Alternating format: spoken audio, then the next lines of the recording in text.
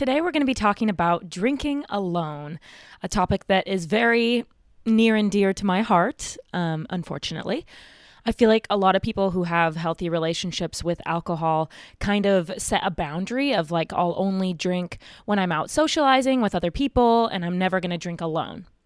That's when a lot of people define the alcohol as an issue, is when they start doing it alone at home. And so today we're just going to dive into all of that, why people drink alone, why people drink at home, why people prefer it instead of going out and being social. So let's get into the episode. Welcome to Hold My Drink, a sobriety podcast. This is a no judgment zone. I really freaking like my life without alcohol. You're not alone. I hope you feel seen. Sobriety has changed my life completely. So I'm just going to be fully transparent here and tell you guys a little story about how I used to drink and why I felt that drinking socially was actually really frustrating for me. So I would go out with friends to the bars and it would be, fine. I was always down to go do something where alcohol was involved. But the whole time I would be kind of frustrated because I wasn't drinking to the extent that I wanted to be drinking. When I'm alone and at home, I have a full fridge, access to whatever I want. I can drink as much as I want. I can have shots in between if I feel like it. I can have a glass of red wine and then a Coors Light and then a glass of red wine and then a Coors Light, or whatever the heck I feel like. And when I'm out socially with friends, I would have to kind of observe what other people are doing and try to cosplay as somebody who had a healthy relationship with alcohol. So I would wait to order another drink until everyone else was ordering a drink, even though I probably would have preferred to be drinking 3 drinks to every 1 drink that the other people were having. And I don't know how to explain it. Like, if you're in a similar situation that I was, I'm sure you can understand this, but the feeling is frustration. You are out with these people and you're just wishing that you could have more. Like, you're not reaching that buzz that you want to be at, and it's actually really frustrating. I talk about this in a lot of my content, but like when you're out and about doing something socially, let's say you're at the baseball game or something, there's an actual fear inside you of losing the buzz. That is a genuine fear that so many of us experienced in our heavy drinking days. And so when you're out with friends, you're kind of losing that buzz because you're not drinking to the extent that you want to be. And of course, there's hiding that goes on. Like, when you go up to order another drink, you can get your drink and a shot and take it at the bar and people won't know. So you still seem like you're drinking normally, but for the most part, it's just frustration of not being able to get where you want to be. And little do all those people know, I also pre-gamed the bar. I always pre-gamed the pre-game, or I pre-gamed the pre-game's pre-game, if you know what I mean. If I was planning to go out in the evening with a bunch of friends, it would be like I would drink 4 beers alone in my apartment, and then my boyfriend would come over and we would pregame and have a few drinks together. And then we would go out to the bars where we would be drinking. And hopefully the pregame's pregame helped me get to a level where I can actually enjoy myself and not feel that frustration. But let me tell you, the entire time that I was out at the bars with my friends, I would be so excited to get back home. And I mean, this is still the case. I mean, I like relaxing at home. I can be a bit of a homebody, and I do thrive being alone. That's true today in my sobriety, and I'll talk more about that later. But I do like my own company. I like being alone. I like hanging out at home. Those are all genuine pleasures of mine. But when I would be out at the bars, I would crave being home so badly so that I could drink without judgment, drink whatever I wanted in whatever quantity I wanted, and enjoy the company of myself and the TV or TikTok or whatever I was doing that evening. And it's so wild. I mean, every drinker is different, and some people, their trigger in sobriety is bars. Like, they don't go out to bars because they used to go and get hammered with all their friends and get wasted at the bar. And so a bar is their trigger. And that is so opposite for me. I'm not triggered at the bar because I never drank at the bar how I wanted to drink anyway. So it doesn't make me think about an unhealthy relationship with alcohol. It makes me think of socializing with other people, having to get outside my bubble. Like, that's what I associate the bar with more so. And I've learned in sobriety that I don't really need the social lubricant of alcohol. I'm actually pretty good on my own. In fact, I think I'm a better socializer and a better human overall in social situations when I'm not drinking. So anyway, what I was getting at there was the bar is not a trigger for me like it is for a lot of people. The trigger for me in the beginning was when I would have the house to myself or I was alone with no plans at home, because that's where I loved to drink. I think I'm not alone in thinking that social situations were stressful when I was drinking. I was just nervous about everything I was saying. I was nervous I was slurring my words. I was nervous people were going to notice that I was already drunk when I arrived. They were going to notice that I'm not being social, that I'm not a good talker, conversationalist. I don't know. The whole situation was stressful. And when you get home and you're alone and you can be in peace with your drink and just mind off, that's where the beauty was, at least for me in my drinking. And speaking of that, I think the reason that I drank so heavily was to shut off my mind. I talk about this in a lot of episodes, but I went through a really hard time and I drank to get through that. So I think in that way, it was kind of numbing my feelings, turning off my mind. I had so much on my mind at all times that when I drank, it was kind of like that sweet relief. I could finally just have a break from all of that. So I think that's a big reason that I drank. But another reason that I drank was because I need to make a whole episode about ADHD and alcoholism.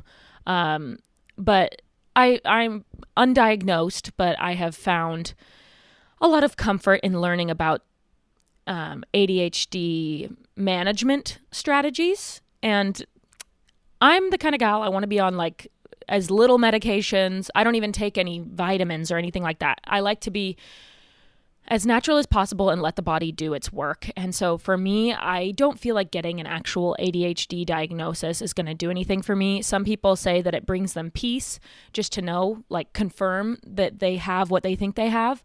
For me, I don't need that. I don't even like to say I have ADHD because I'm not diagnosed and I don't know for sure, and I don't need to know for sure. When I learn online about ADHD, about the symptoms, and about how to deal with the symptoms, I grow as a person and I heal. And for me, that's all I need.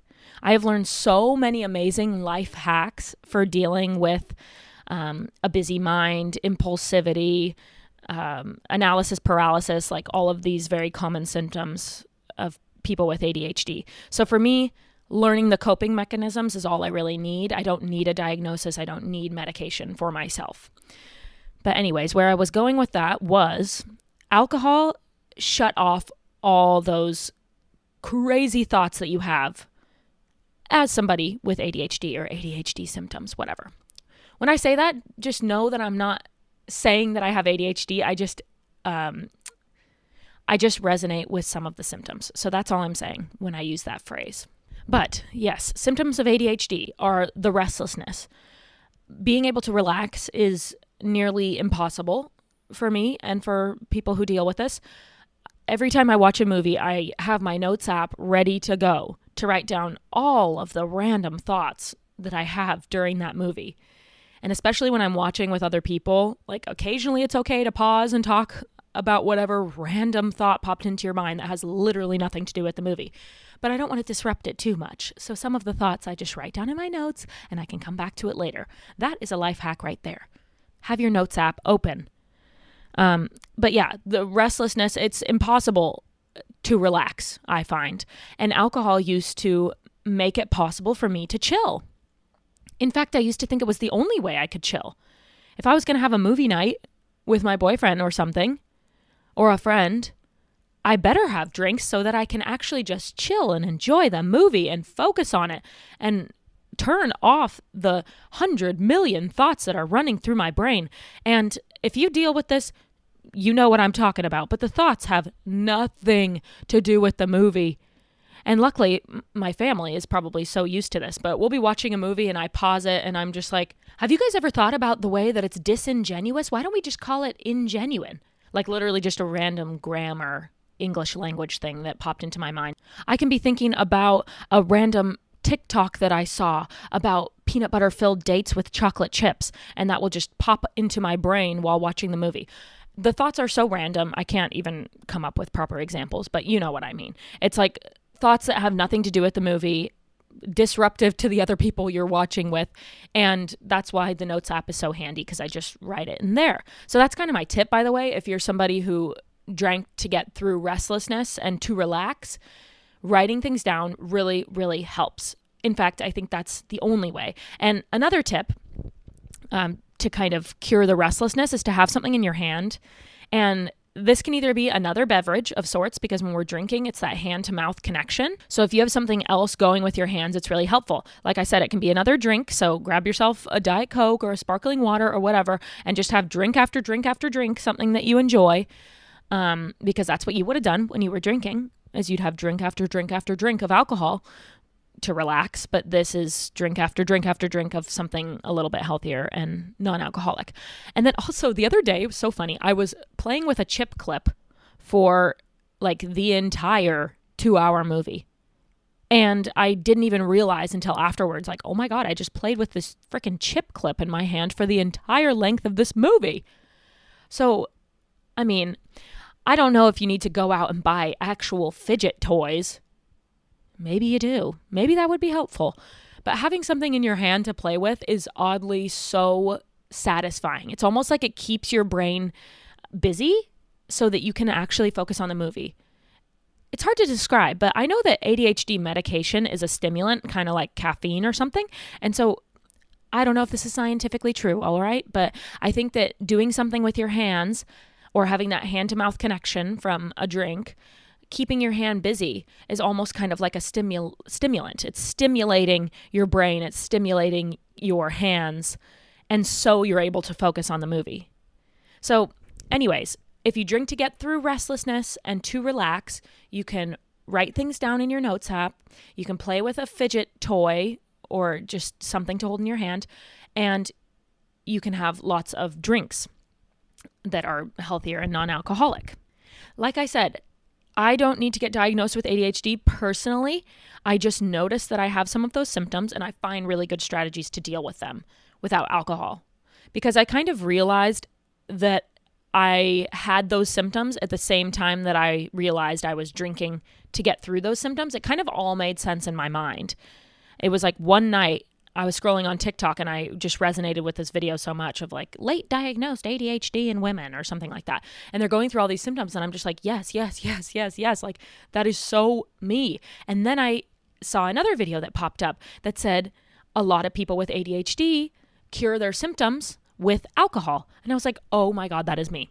And that night that I had that revelation was such a major night in my life. And I think it was something like 2 or 3 months later, I was sober. Maybe less, like a month or two later, I was sober. That's all I really needed, was realizing why I drank. It's to shut off my mind in most cases. So back to what I was saying with the ADHD symptoms, I mentioned restlessness. We talked about that and healthier alternatives to dealing with that. But another common symptom of ADHD is the impulsivity. And I've talked about this a lot. As far as alcohol and impulsivity go, it's a bad combo because the thought pops into your brain, I want a drink, and you just go and grab a drink. Boom, just like that. And I think people with ADHD love a quick fix. They love to have a problem and instantly have a Band-Aid cure for it. It doesn't cure it in the long run, but it takes care of it for the time being. And I remember if I used to get even just a tinge of sadness or a tinge of frustration, it's like instantly drink. Some tiny text that I received kind of set me off a little bit, have a drink. Just, it's instantly better.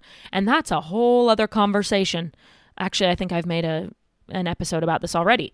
But having to actually learn how to manage your emotions is a whole new skill in sobriety. Because when you get that little tinge of anger or tinge of sadness, You can't just drink about it instantly and impulsively grab a drink to just fix it. You actually have to sit with your feelings, address why you feel that way, and get to the root cause and cure it for yourself in the long run. It's a lot healthier, actually, to deeply analyze why you feel that way, what made you feel that way. All that work is a lot healthier for you in the long run than having a drink. I think, too, that alcohol used to kind of calm my impulsivity. Now, I actually sometimes think that alcohol dulled my sparkle in a way in this category.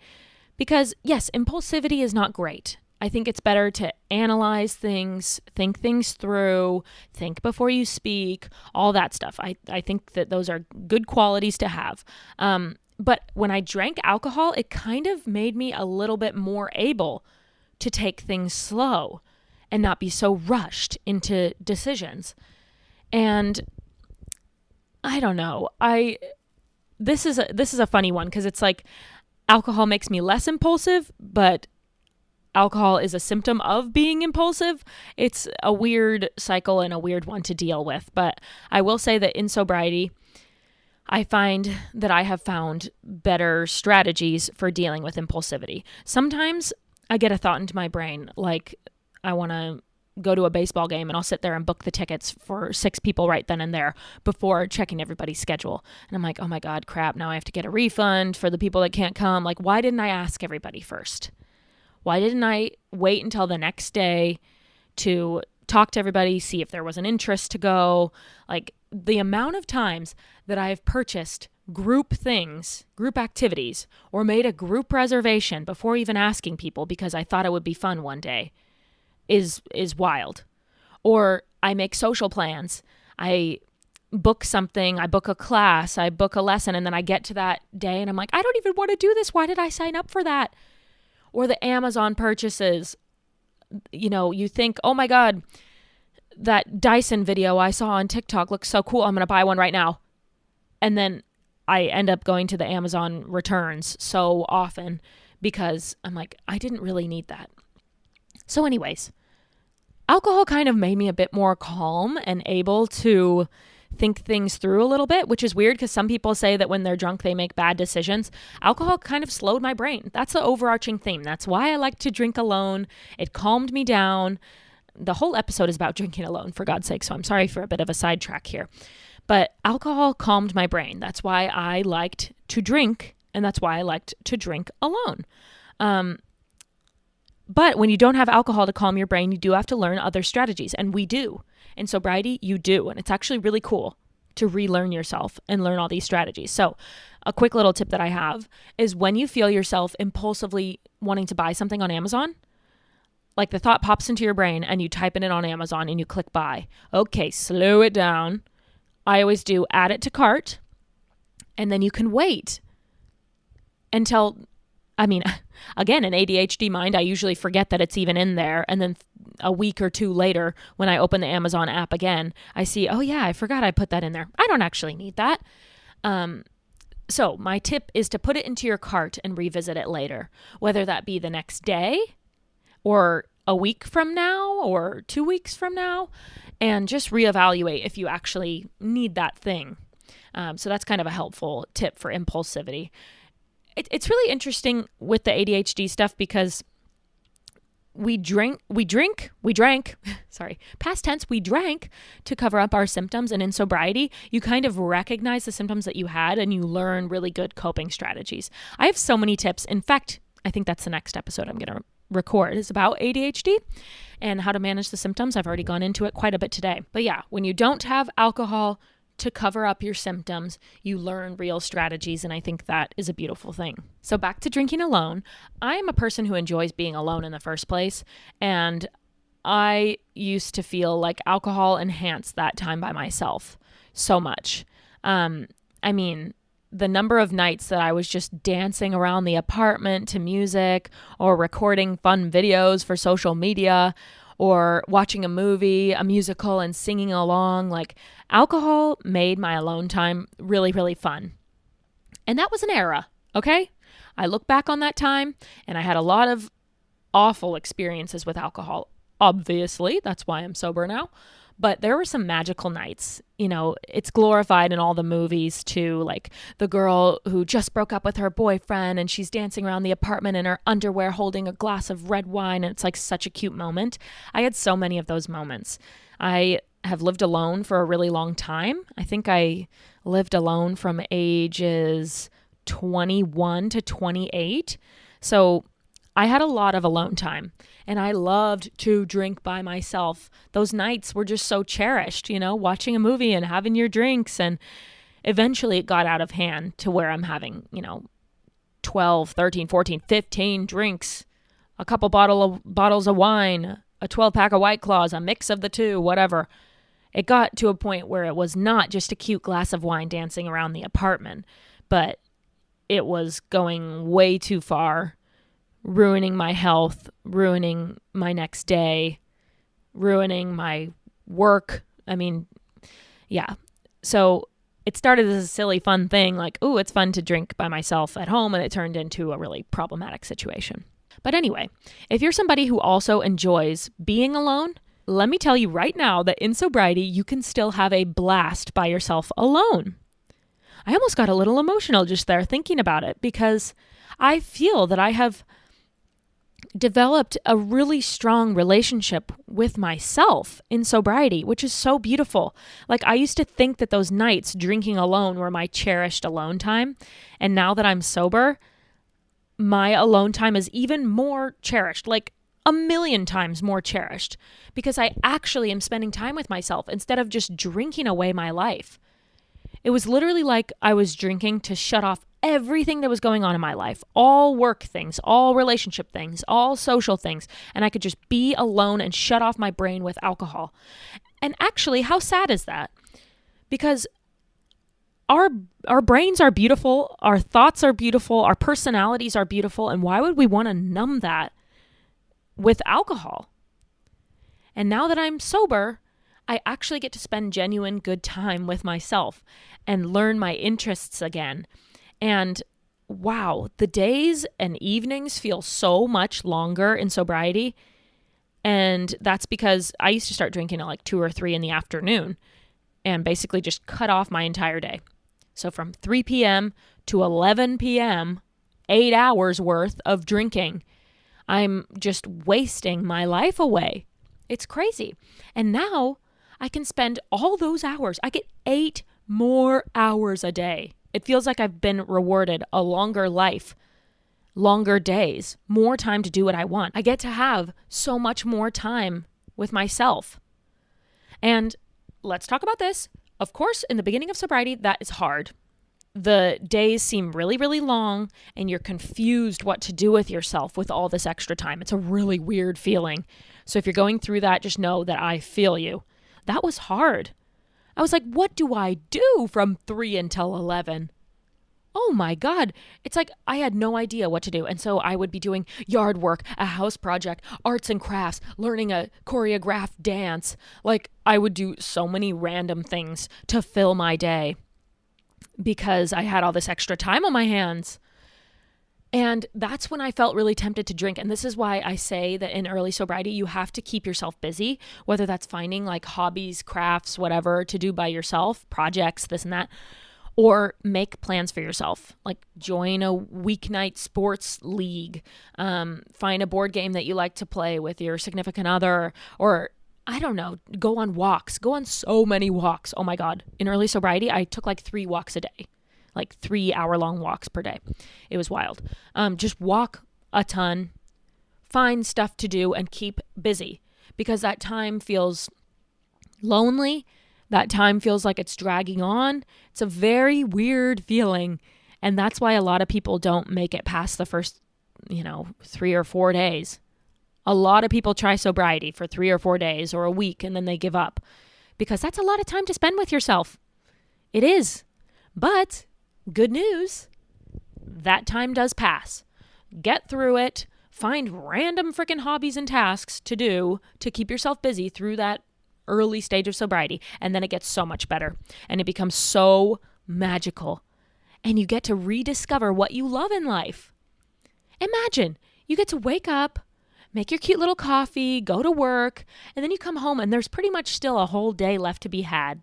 Let's say you get off at 5 p.m., you get home at 6. You get 6 to 11. You get 5 hours of amazing time to do whatever you want. You've always had on your bucket list to learn that language, right? Well, in sobriety, you can finally have time to learn that language. You've always wanted to read this particular book series. Well, you got loads of time to do that. You want to watch every single Leonardo DiCaprio movie? Loads of time to check all those off your list. That's what I did, by the way. I said I wanted to watch every single Leonardo DiCaprio movie that there is, and I did. With my notepad right nearby to write down all my random ADHD thoughts. But anyway, you get to just be best friends with yourself and remember what you enjoy about life, because alcohol kind of dumbs you down and makes you forget who you actually are. And in sobriety, you can remember who you are again, embrace that person, and give yourself the life that you deserve. Like, we don't just go to work, come home, and sit on the couch and drink. We have passions, we have hobbies, we have interests that we have just thrown under the rug because we like alcohol. So in sobriety, it's so exciting that you get to rediscover all of those. So enjoy it and let your alone time be a magical experience in sobriety. It really is life-changing and like so special. If you were kind of a homebody and like to be alone, like to drink alone in your drinking days, let me just tell you right now, the alone time is even more beautiful in sobriety. So I hope you enjoy it and find things that you love to do in your spare time with yourself. You can be your own best friend. Okay, so that is today's episode. Thank you for listening. Make sure to subscribe if you're enjoying the episodes. Share this episode with a friend if you think you know somebody who might enjoy it. And I will see you for the next episode. Bye.